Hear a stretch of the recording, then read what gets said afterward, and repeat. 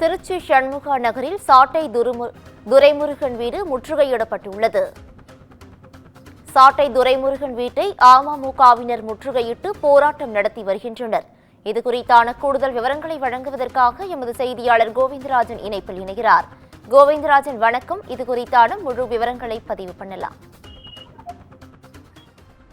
பவித்ரா, நாம் தமிழர் கட்சி கொள்கை பரப்பு செயலாளர் சாட்டை துரைமுருகன் சமூக வலைதளத்தில், அதாவது யூடியூபில் அவர் ஒரு சேனலை நடத்தி வருகிறார். அந்த சமூக வலைதள சேனலில் அம்மா மக்கள் முன்னேற்ற கழக பொதுச் செயலாளர் டிடிவி தினகரன் மற்றும் சசிகலா உள்ளிட்ட அரசியல் கட்சி தலைவர்களை அந்த வலைதளத்தில் அருவருக்கத்தகையில் பேசியதாக கூறப்படுகிறது.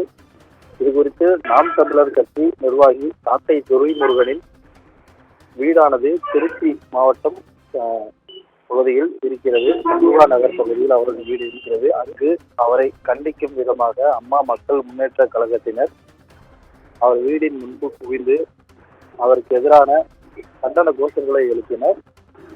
தொடர்ந்து அவரை கைது செய்ய வேண்டும் எனவும் அவர் மன்னிப்பு கேட்க வேண்டும் எனவும் வலியுறுத்தி அவரது வீட்டின் முன்பு அமர்ந்தும் அவரது வாகனத்தை முற்றுகையிட்டும் போராட்டத்தில் ஈடுபட்டதால் பரபரப்பானது ஏற்பட்டது.